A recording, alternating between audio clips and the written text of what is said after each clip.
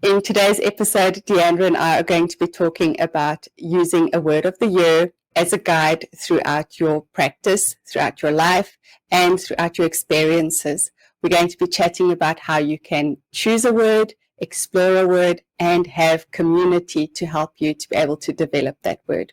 We also talk about choices and listening to yourself and growing an art practice. There is a lot to cover in this episode, and I know you are going to find it fascinating. So grab a notebook, get ready to have some questions percolating in the back of your mind as you listen to this episode, and I think it's time for us to get into it.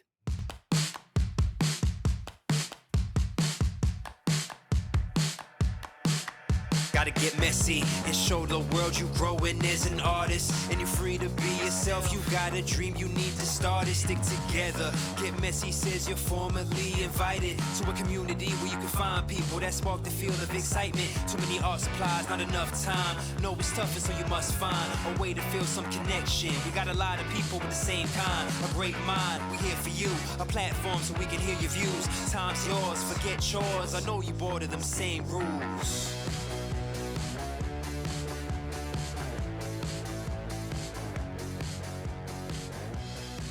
Hello, everyone, and welcome to another Get Messy podcast episode. Today, I'm going to be chatting to Deandra, and I can't wait to dig into all of the topics we've got lined up. So, Deandra, thank you so much for saying yes to joining me for an episode. No, well, thank you for inviting me. I feel very honored, so thank you. Do you maybe want to give us a quick introduction to who you are and how you got into art journaling? Yes, I will say that art was not my go-to as a child. It was writing.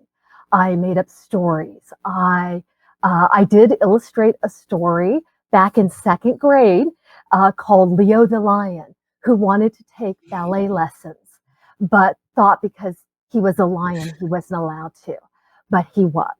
So that was my second grade art experience. But from there, I did a lot of creative writing. I lived in my imagination a lot because I didn't feel like I was a good artist. And let's face it, if you couldn't do representational art, you were discouraged from doing it as a hobby. So I did a lot of writing. I did a lot of communications and jobs that were related to that. And then I got into soul collage. And soul collage was my first foray back into the imagery related realm because I realized that I'm a good talker. I'm a good thinker. I understand language and words, but I shut myself off from images, which is what the language of the unconscious is about. The unconscious connects through imagery. And I was not good at it. So I started with soul collage and then I expanded. I wanted to do more. So that was really my first foray into developing another part of myself that I felt was lacking, which was working with images. And then from there, I just wanted to expand and do more, learn more, try more, be braver. And then I found Get Messy.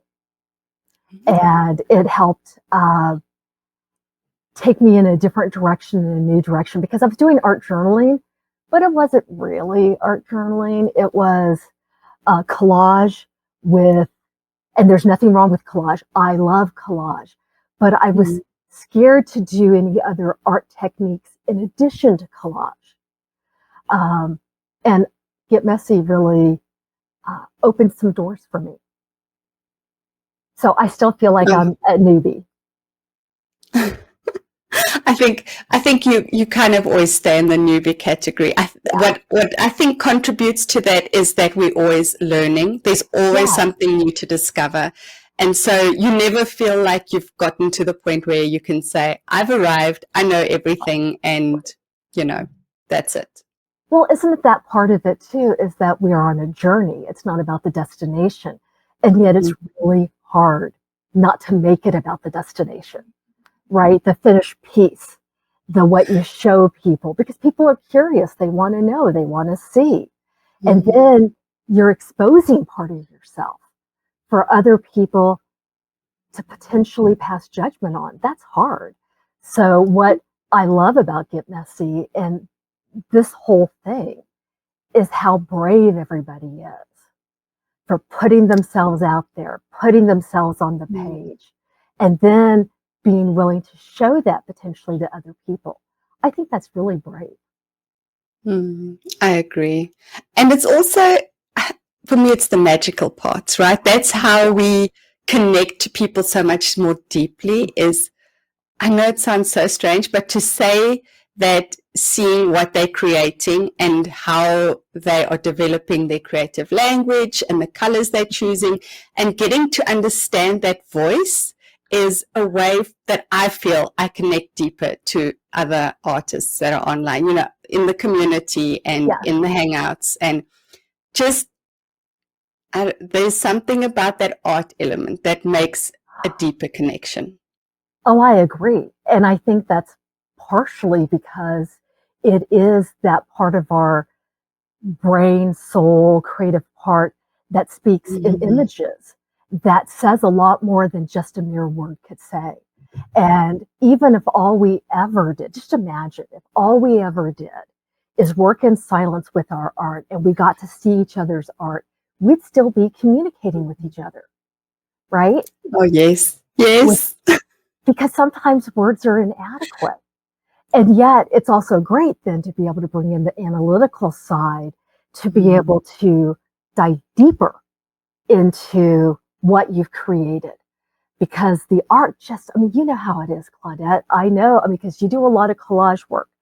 And I can tell that those images say a lot more than what your spread says on the surface. And isn't Mm-hmm. that beautiful, right? Yeah. So to be able Yeah. to see you working deeply with yourself is inspiring to me, right? And then it triggers something with me, right? And I think that's part of the magic of art journaling and Get Messy and doing this with other people. As you can tell, I feel a little passionate about this. But to be able to be inspired and then also encouraged by someone else's bravery. Because how many times have you seen a piece of art that you think, damn, that's deep? Wow, that's vulnerable. They've revealed something about themselves and then been inspired by how brave they were.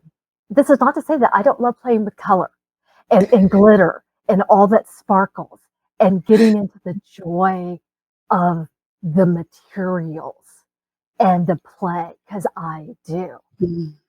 But it's also a deeper thing for me as well. And then so how to balance both so I don't sound like, oh my God, I'm standing on a soapbox preaching about the magic of art journaling, the deep soulful process, because I believe that, but I also want to play and just enjoy the joy of color and glitter. And I love that too. It's true. I agree. But I also feel that our creativity is different aspects of our personality.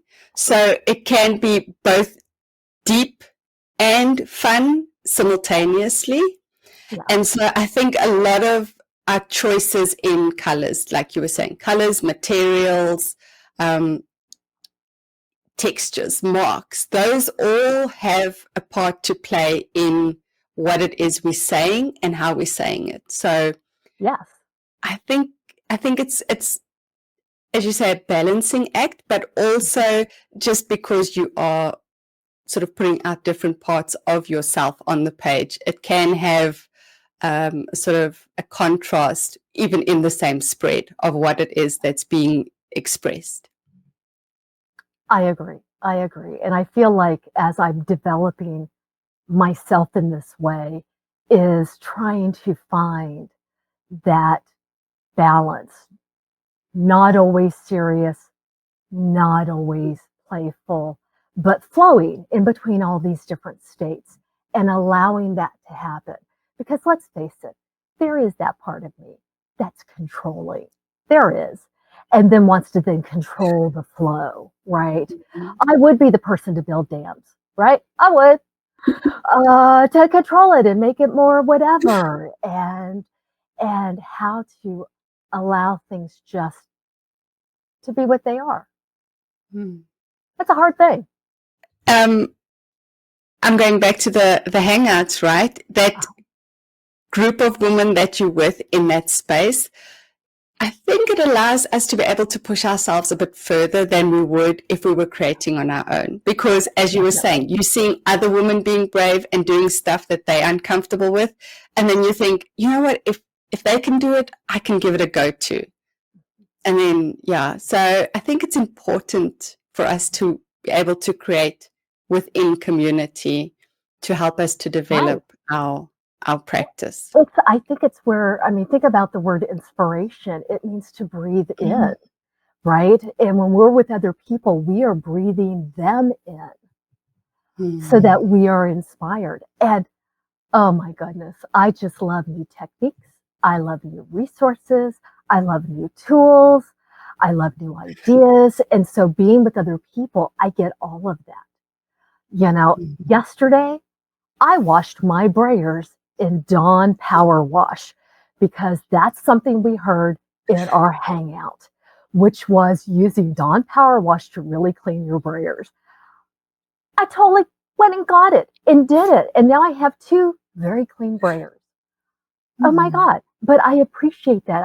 I would never have, I don't know when I would have known that if it hadn't been for a hangout where someone said, hey, this is what I did. So I love that. And how do you think having this connection is able to help you explore the depth and the breadth of your creativity? Well, I feel like my word for the year has really come into play with a lot of this. I've been doing a word for the year. Honestly, I don't remember before 2007, but I know I did it before 2007. I just don't have a record of it. But 2007, and in some ways it's perfect because 2007 was when I was diagnosed with breast cancer and it changed everything. And my word for the year was waiting because what I knew was that I needed to not push, that things would unfold when they needed to unfold with all of the treatments and things like that. And that, so waiting became my word. I don't wait well. So it was also a good word. I wanted to push. I wanted to make things happen. I'm very much and have been a type A personality. Push, control, make things happen. And when that happened, I realized I just needed to wait and allow the process to unfold. And so that is my first word that I recorded, that I now still have a record of for my word of the year. And since then, this practice has become, some of my words have been great and I really worked them. And then some of them were like, why did I pick that again? And so over the years, and because I've been in different women's groups that have worked on our words for the year.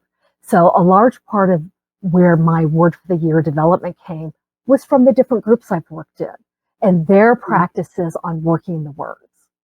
And so when I started, so yes, I did soul collage for my words of the year. One of my friends leads a word of the year workshop on January 1st. And I've been to, I don't know, maybe a decade of them at this point.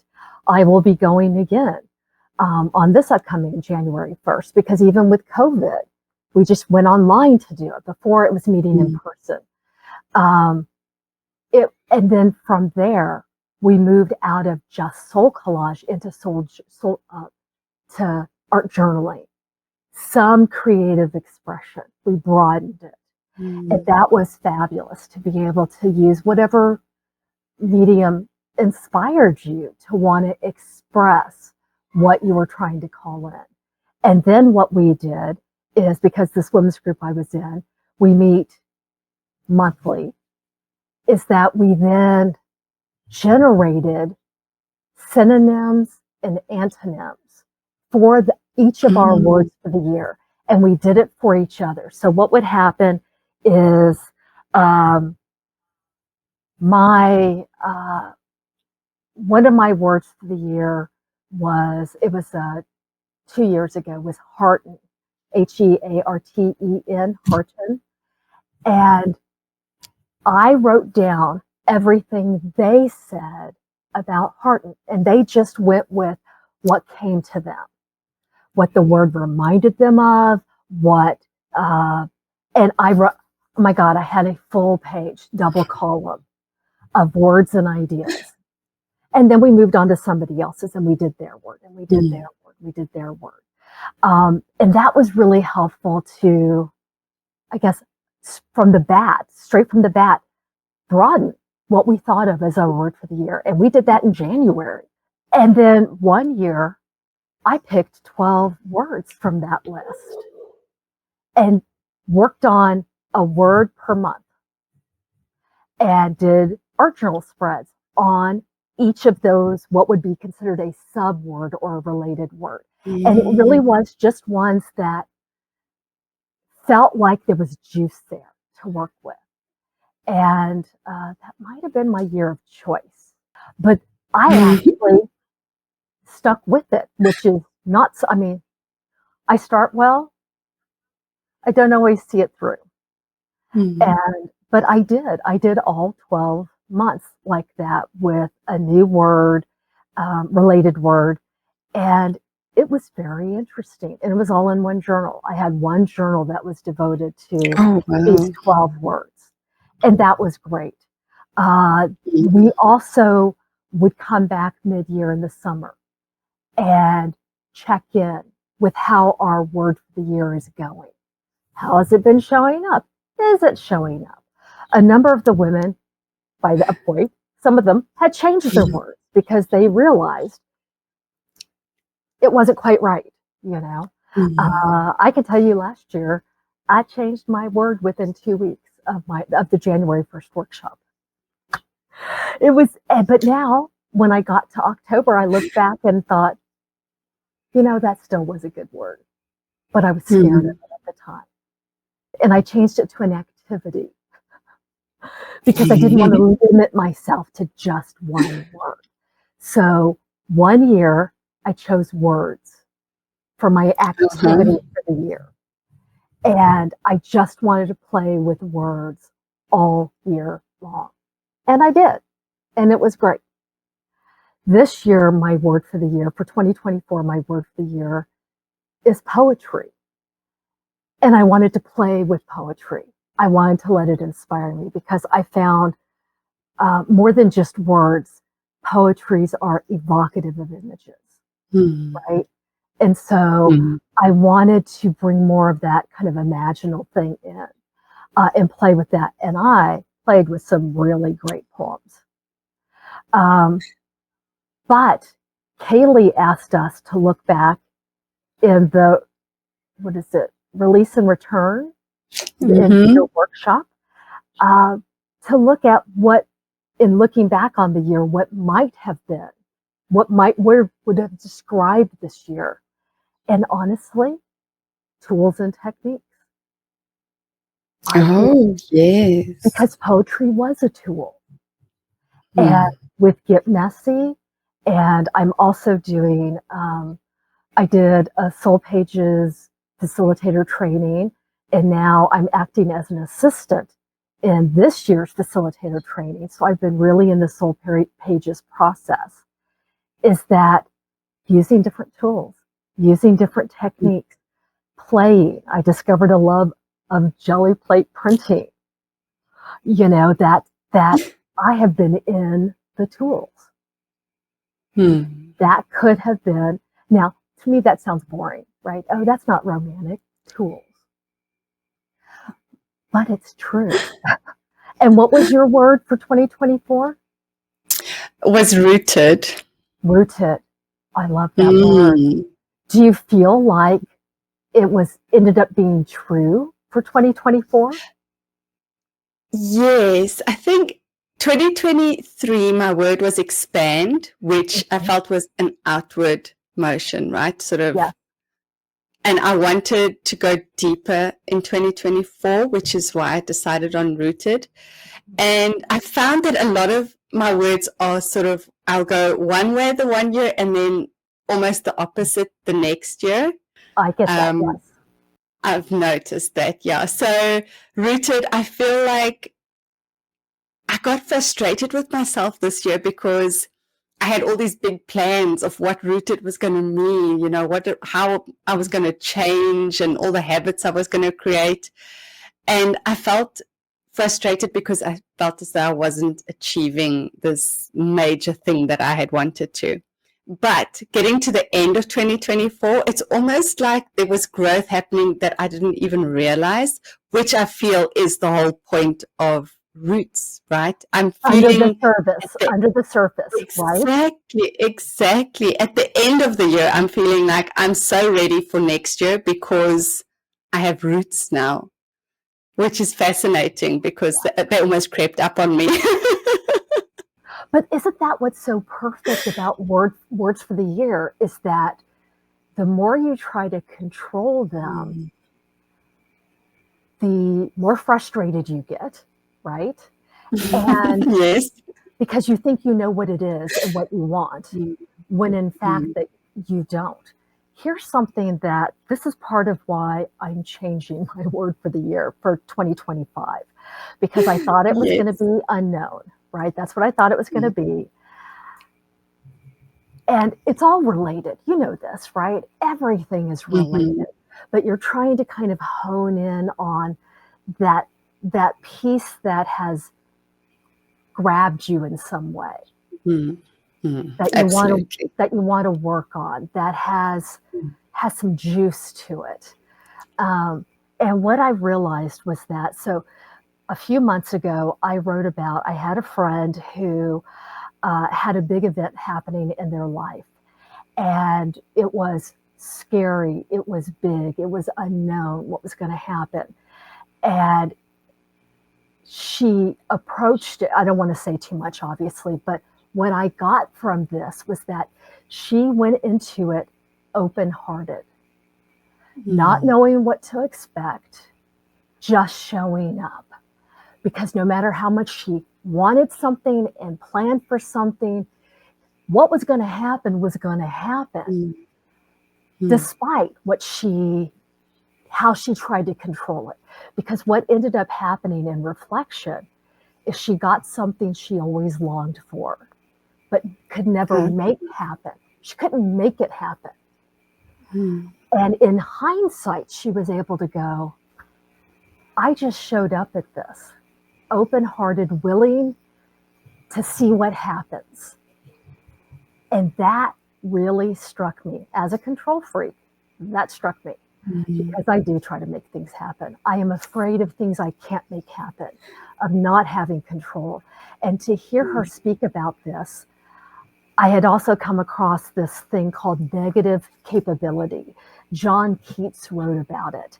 And this idea also really, because I love ideas, right? I love, let my mind wander and just, let's take a tour of the universe right now as I ponder these thoughts or whatever. But it was this idea of darkened doorways, and that John Keats was an Irish poet, and he talked about some of the other poets who wanted to know everything and boil it down to knowable clarity, observable, and what he wanted and what he thought poets, I guess, should be, the poets that he respected, were the ones who saw the darkened doorways and went and explored them. It could be dangerous. You don't know what's there. That clarity was the wrong thing to be going for. That instead it was these darkened doorways, and that bright light of clarity, the knowing something, it makes you feel more comfortable, but you don't grow. You don't grow in that bright clarity. Now, yes, you get clarity, but then you move on to another darkened doorway, except it's not safe to do that. So this is where unknown was starting to come from, right? Both of those things.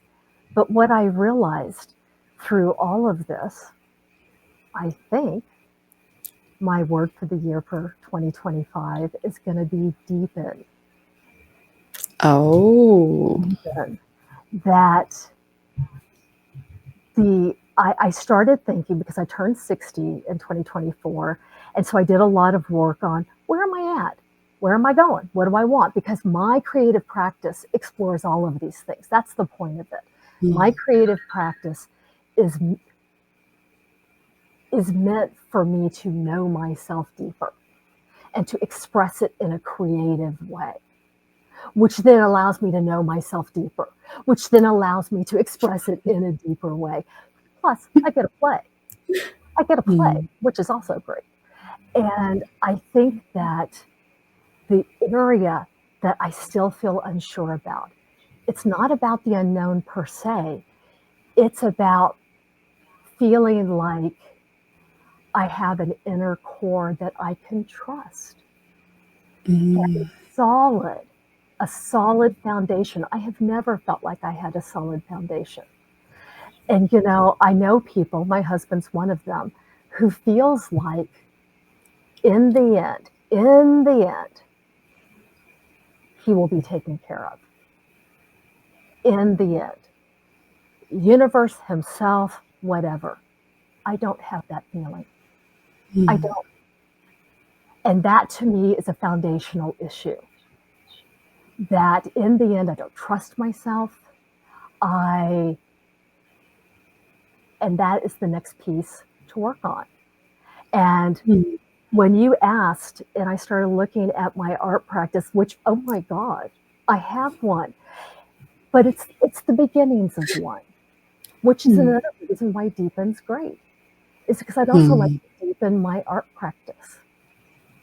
I'd like to build on my foundation. I would like to have faith, trust in myself, go deeper. I like it. I like it. I did think of rooted. I like it. Yeah, because the minute you said deepen, I thought that's exactly what I was trying to achieve with the rooted, right? Was to put down those roots again and foundation. You're saying all the words. I love that idea that you had earlier of almost free association, brainstorming of this is that word, what ideas come up, what synonyms, what antonyms, what, you know, I love that because it makes your word have more meaning. It's got depth to it, right? Because there's so much, it's more than just a word. So as you're saying, you know, deepen and foundation and all of this, I'm thinking that's exactly what I had for rooted. Those were the types of things that I was wanting to suck out of that word. Yes, but then there's also the shadow side of it, right? I mean, a lot of times people pick a word for the year and they don't think that when you pick a word, you're picking its opposite too. So you're getting the whole well-rounded experience. So with deepen, I also get shallow. I do. But that gives me something to watch out for. And I know that we have talked about this before, the tarot card for the year, right? Vanessa turned me on to that last year with the January 1st Artsy Marathon, right? She was talking about it last year. And that had me thinking, oh, that's right. I did that decades ago. I should look into that again. And I know it's how these things come back around again, right? They just in and out. And this year, the 2025 card for the year for me is death. So part of looking at the word for the year is also looking at that death card. And I did my spread. I sent that to you, right? The spread that you could do with all 22 major arcana cards to see. And that was the spread that really informed me this past year in working with my word for the year. And then also with Get Messy and the art practices.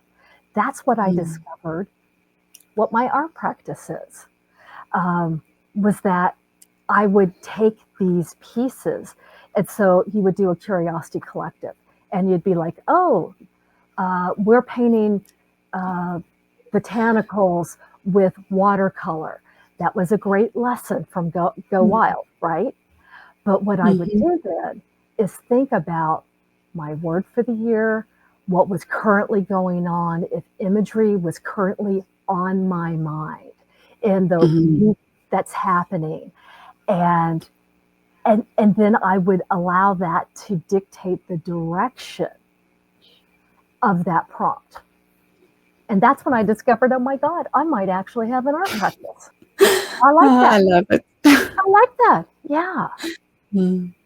It was quite interesting for me when you said that your 2025 card is going to be the death card, and you seemed quite hesitant or a little nervous of it. And I was so excited for you because I thought it's death to all the things that no longer serve you, death to all the things that you can leave behind. I love the idea of shedding and pruning. For me, those are two things that I find so much joy in. And so I was so excited for you because I thought, as you were saying, you turned 60 and you did a lot of deep work and deep thinking, and sort of, I could see how you were wrestling with all sorts of things through the year. It was amazing to see how you really unpacked a lot of things. And, it was a big year. we didn't always know.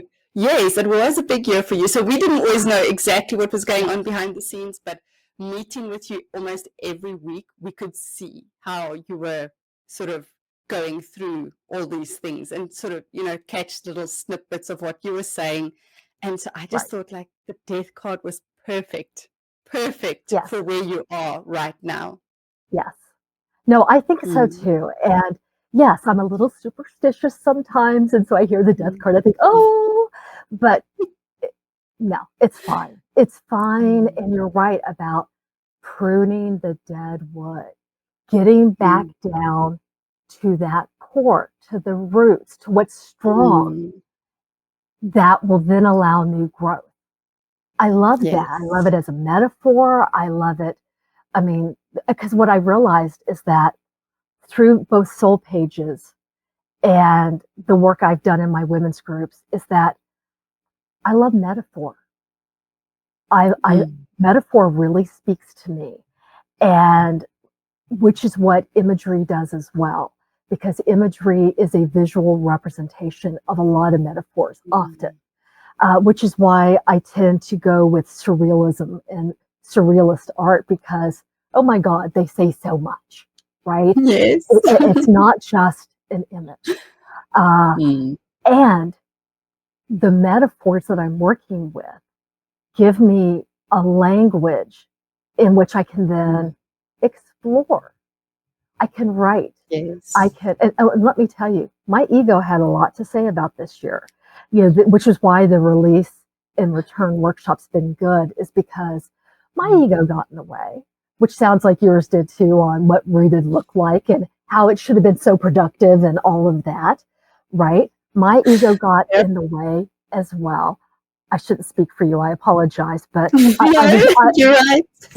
I was resonating with you because I was feeling like I haven't done enough.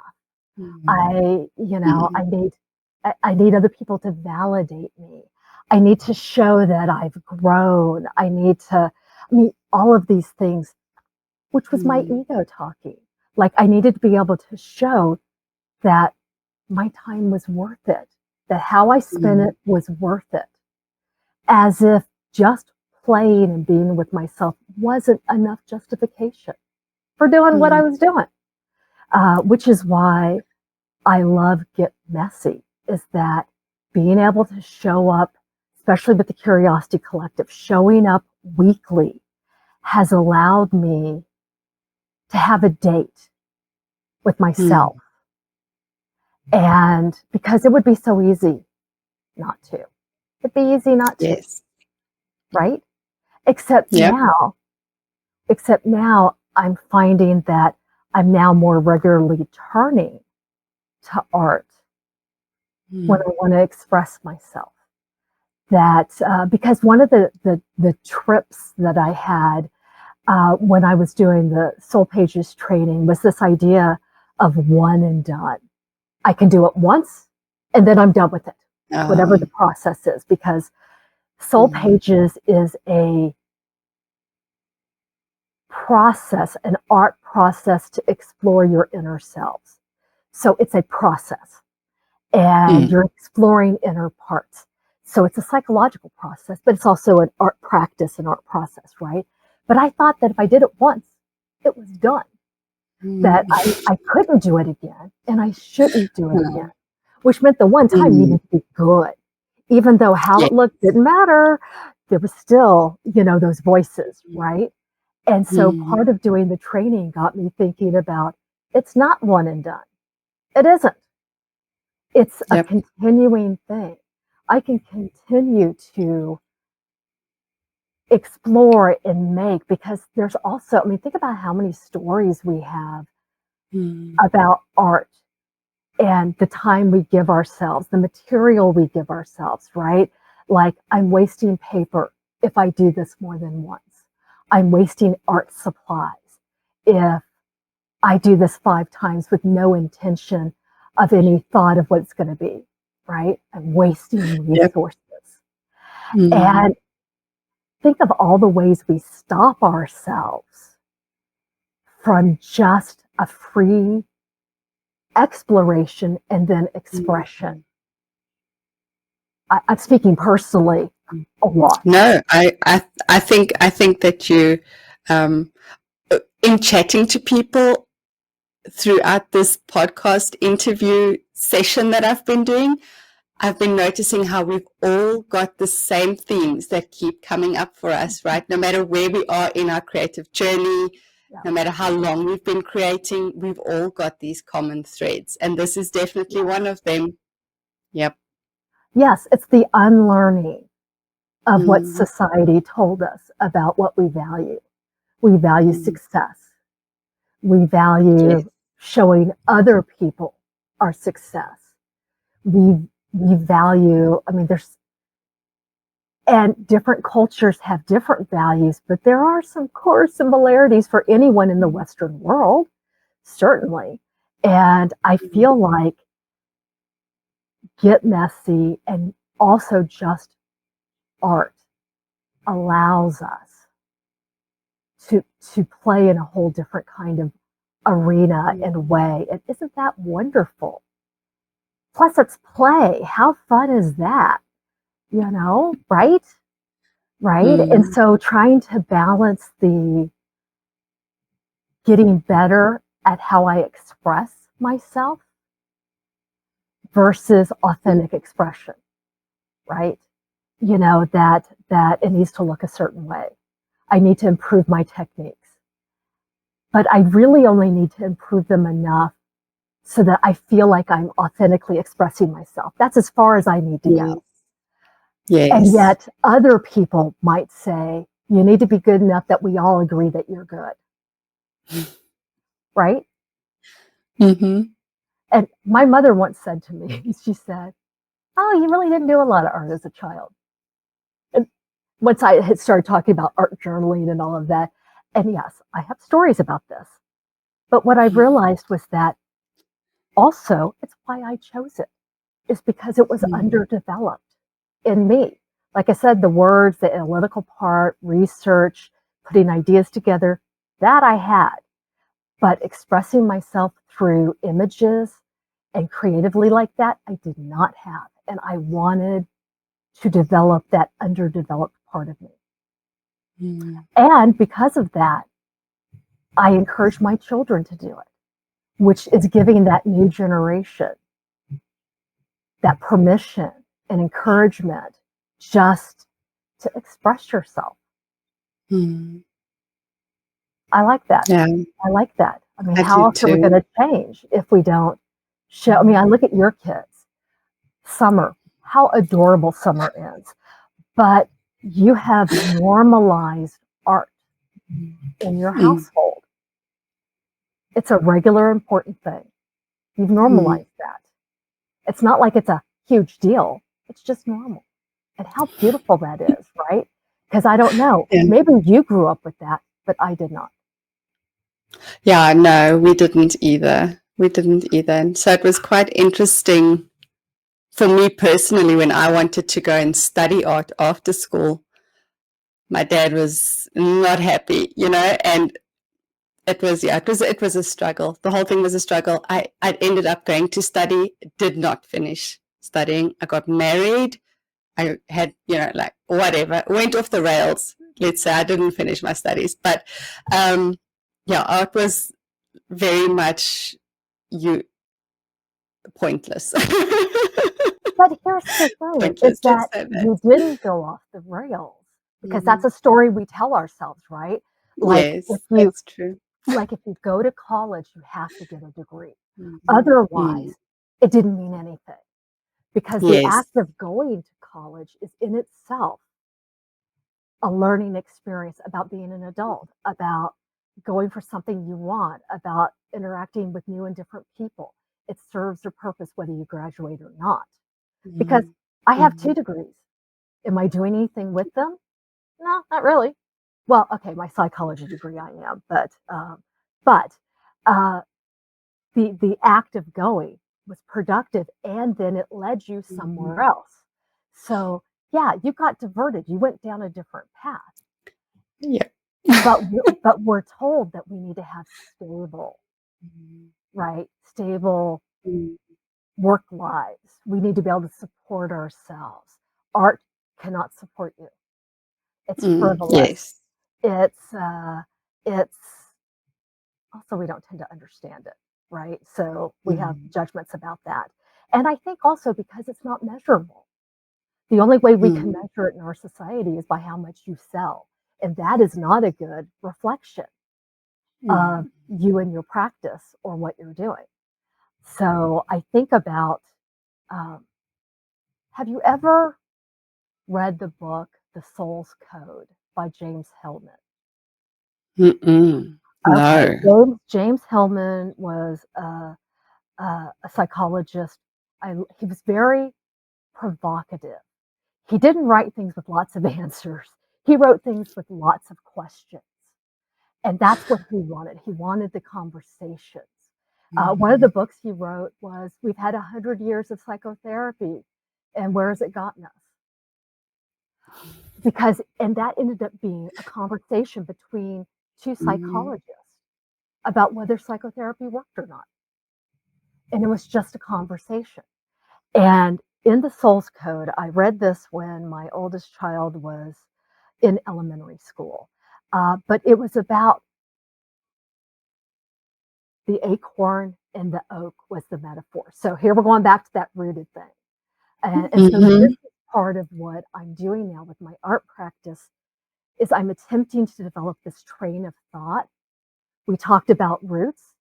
That had me thinking about the soul's code because it's also about how we grow up and what lessons we learn. And it's about an acorn and an oak tree, and that's about roots. And I start putting these, and where Mm. might that go? And what might that have to tell me? I don't know. Maybe I should make something about it, right? And that's how Yeah. I'm attempting to develop my art practice. Um, and going back to the soul's code, it's about the idea that the acorn has the blueprint for an oak tree in it as an acorn, and that what it needs is roots and growth, right? Sunlight, water, whatever, so that it could become an oak tree. And he likened it to parents acting as the roots. They were the ones that provided stability of foundation. They provided roots, and that children needed mentors to provide Mm. the growth. That parents aren't meant to be your best friends. Parents are meant to provide you stability while and so when my kids were growing up, I found mentors for them because they Mm. could say things that maybe I couldn't say, right? And it had me thinking that my kids, if I can just provide roots and growth for them, they will become whoever they're meant to become, which is not what I want them to become, Mm. but Mm. they can become what they need to become. And that really lessened my anxiety about raising my kids, feeling like it was all my fault, all my responsibility. If they did this or didn't do that, it was my fault. Because we tend to want to do that, blame the parents. Mm. Right? You know, that if they don't go to college, it's your fault. If they, flunk out of school, it's your fault. It's uh, or it's your credit, right? If they Mm. get straight Mhm. A's and are valedictorian, it's because you did something right. And Mm. it's not about us. It's just about providing an environment so they can be whoever they're going to be. And that really helped me let that go. And I think that doing the same now, I feel like in some ways, Get Messy does this in a very kind of oblique way. It provides both rootedness by regular schedules, right? Regular opportunities. Mm. But mostly it provides opportunities to grow so that everyone who Mm. comes to here can be whoever they're meant to be. Because you don't tell them who they're meant to be. You don't tell them you need to be a watercolor artist, right? Yep. We don't do that. Uh, Mm. we, we're just happy they show up and they're being whoever they're going to be and they're enjoying themselves and they're making art and expressing themselves. Mm. Isn't Mm. that perfect? We're allowing them Yes. to do these things. I think that's beautiful. Mm. It is beautiful. I love the way you've put it together. That is, it's perfect. That is really, really beautiful. Mhm. Mm. And that's what we're doing. And that ideally, whatever their home life is, whatever they've come to, to their art practice, they are deepening their own roots, right? Mm. In order to be healthy, Mm. to be steady, to to because I do feel like Get Messy. I know this is not an advertisement for Get Messy. Oh my God, I feel like I'm stumping for Get Messy about how fabulous it is. Let me just say that it has served for me an Mhm. opportunity of sunlight and water so that my oak tree Mm. can grow. And it's given me lots of companions Mm. that can come and rest in my oak tree and and keep me company. And I Mm. like that.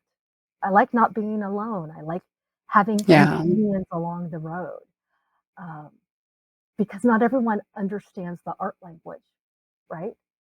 They might not Mm. understand how excited I was when I found a really cool book, really cheap, that would be perfect for the kind of imagery I want to use in my work, Mm. right? And they couldn't understand the depth of my feelings, right? So excited. But I know if I go to Get Messy and I say, look what I found. Oh my God. Mm. At least one person will go, oh my God, where did you get that? I get why you love that, Yeah. right? I think you've in one hangout there might have been 4 or 5 people that bought that book during the hangout as you were Okay. talking. Oh, yes, yes, yes, yes. And I do that too when people suggest things. I was looking for Mm. Dawn Power Wash during the hangout yesterday, going, you know, I need to get it before I forget it, right? Um, Mm. so I really feel like, uh, and the word for the year helps connect Mm. all of these things Mm. so that it's like a through thread. Because I can tell you, Mm. through the middle months, I didn't necessarily think a lot about poetry this past year, even though poetry was my activity for the year. In the summer, I mean, I did some, but I wasn't hardcore on it and all of that. And Mm. that's fine, because whatever it is Mm. working you regardless of whether you acknowledge it or not, Mm. right?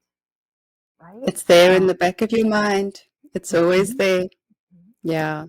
Yeah. So you describe it as a thread. I was thinking, I often, when people say, why do I have a word of the year? I say it's a filter. Mhm. So all of the choices that I have to make, if I come up against maybe a scenario that I've had in the past, and I know that I want to do things differently this time, I'm filtering all of that through my Yes, word and yes, using that as my intention in making the choices that I am making. Yeah. yes, Yeah. yes. And if you need to change it, you change it. If you Mm. need to explore other things, you can. It's not meant to be limiting. It's just Mm. a lens you pick up to see things through, or a Mm. filter, or a whatever that because I feel like sometimes, like with any practice, it's hard not to compare ourselves to other people's practices, right? Like Mm. when we had Meg do her Meg Vallejo McCoy, oh, I had a little bit of practice envy, I will Mm. admit, because it's like, oh my God, she's so deep. Oh my God, look what Mm. she's doing. But all that does is put up an obstacle for me figuring out what mine is. Mine doesn't have to be Mm. hers. Hers is not the end all be all. Hers works for her, and that's great. Instead, what do I need for me? So Mm. your practice and my practice aren't meant to be some measurement. Like I have to do this. Like I have to work my word of the year like this, or it won't be a good word for the year. Or I won't have done it right. It's not about any of that, right? It's about whatever it is that you need for the year. Mm. What I wrote in one of my Soul Pages spread, like last month, was I need to live in right relationship with myself, Mm. which is it needs to be a mantra, because it's so easy to let other people sway me, their Mm. opinions, their thoughts, the way they do things, caring about it. This is still that thing I work on. But what all that really matters is that I'm okay with me, Mm. that I am honest with myself, that I am authentic by what that means for me. And and if I am authentic and honest with myself, then I am in right relationship with myself Mm. and things are good.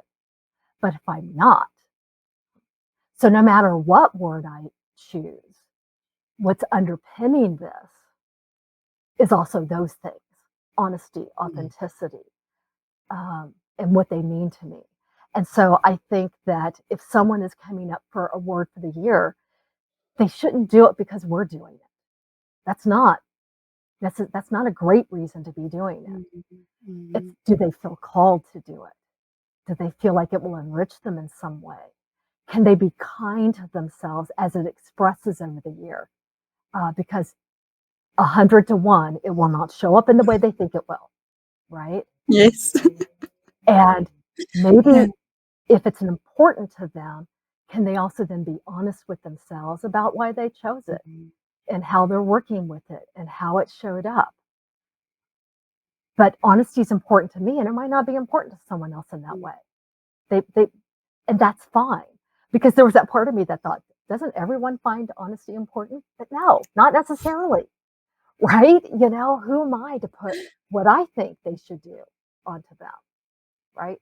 So Mm. these are all messages I had to tell myself to keep myself from trying to infect everybody with this word of the year thing. What Yes. underlies the message of Mm. trying, in reality, in my mind at least, is Mm. listening to themselves. To me, Mm. that is the Yes. core thing, that regardless of what's going on in your life, listening to themselves Mm. is really important. And if in listening to yourself, you feel like a word for the year might be something, then that's great. Go for Mm. it. We'll help. We'll encourage. We'll do whatever. But Yeah. listening first so Mm. that you even know what Yes. you need, right? Because it's really Mm. easy in our quest to help other people because it was so impactful for us, is to start Mm. sounding like, and I'm speaking personally, like I'm telling them what to do. You need to do this. Yeah. You should do Mm. that. When in fact, everyone, especially women, have been shoulded too much in their Mm. lives. You should do this, you should be that. And instead, listen, Mm. listen to yourself. What is yourself saying? Listen. Mm. And like I said, and these are notes to myself. So when I get really enthusiastic, I can just calm myself down because I get enthusiastic, right? Mm. I want them to do what I do because I love it and all of that. And there's nothing wrong with that Mm. until it gets to the point where it's off putting to someone else because that's not what Mm. I want. I don't want to off put anybody. Mm. Mm. Yes. Yeah. I mean, I must say, like when we were talking about the word of the year, and I was just like, you should give this a try. And then you were like, you should do it if you feel comfortable with it. And then I was thinking, yes, of course, Deandra's Mhm. right. Deandra's always right because you're always Now, like the one that sort of stabilizes. You've got the wisdom, right? You've got the life experience to be able to say, yes, if it feels right, go for it. Whereas I've still got that, like, I know this is going to be so good for you. So well, but it's nice for me to have you. There's the balance to say, yes, if it feels right, like just shift it a little bit there. well, this is that part where this is where I am growing in myself, right? Mm. All the things that I've done that I've looked back on and go, oh, that might have been a little much. Or, oh, I meant it's also where having a therapist helps, Mm. right? Because we Mm. talk about these things. We talk Mm. about these areas where, and what's great with my therapist, I take my artwork in and talk with her about my art because she is also a soul collage facilitator. So she has a love of art and a love of imagery. And to be able to have a language in common that's not just a talking language, it's fabulous. It's Mm. fabulous. Oh, yes. Yeah, yeah. Well, I couldn't have said it any better. And I think that's the perfect place to end it. If it Okay. feels right, listen to yourself and then go for it. You want help or support, Mm. your community is a place to get that. Mm. Don't be afraid of Yes. asking for help. Don't be, or Mm. just companionship. There are plenty of people who will walk alongside you as you explore these things, Mm. right? Mm. Companions. Yes, I think that's one of the biggest things that I took away from your journey that you've had with this word of the year is that you've had that community of women that you've been able to meet with, discuss the word with, you check in with each other. It's really become such a powerful tool in your life because you've got that whole support system of Yes, sort of keeping each other focused on it. And as you're saying, if your word changes, that's totally fine. Nobody said you have to keep the same word. But having those people as sounding boards, I think, is right. really helpful. Well, Mm. it's really great to have people who speak your language. Mm. And Yes. I think art is a language, creativity is a language. Get Messy is a place where you can find people who speak your language. It might not be Mm. all the languages you speak, but it's a language. And don't be afraid of reaching out Mm. for companionship along the way. Mm. Because I don't know about you, but not everyone has it at home that you have. My husband does Mm. not speak this language. He doesn't. He Yeah. appreciates what I do. He loves that I'm happy, but he doesn't speak this Mm. language. Mm. So find people who Yeah. speak your language. Going back to when you were saying, when you were sort of saying, talking about get messy and how having that connection had been able to, for me, the only words that come up, so I'm going to just throw them out there. When I talk about Get Messy, I say it was life-changing. Finding Get Messy for me was literally life-changing. So yeah, I can't sort of cheerlead them enough, because I think, and it's exactly what you're saying, is finding people who speak your language, who understand what you're saying when you're using art. And you can put it up on the screen and everybody goes, oh, and they see something in it. I think it's magical that there's Yeah. that connection. We right back at the start, right? There's that connection through what you're creating that is just so powerful. And I feel like what goes along with that, which is just as important, if not more so, is a no judgment policy. So that, Yes. because this is an area that gets heavily judged in a variety of ways, art, creative expression. And so coming to Get Messy and not being judged, and then being able to speak this language with others and have this community, that's where growth comes from. It's where growth comes from. Because how many of us kind of came in going, oh my God, I'm going to be judged for what I did, for how I Yeah. did it, for how it looked. And we're not. We're not. There's something in the sharing that makes it more than whether it's beautiful or not. I agree. I'm on the bandwagon. And you're right, it has been life changing.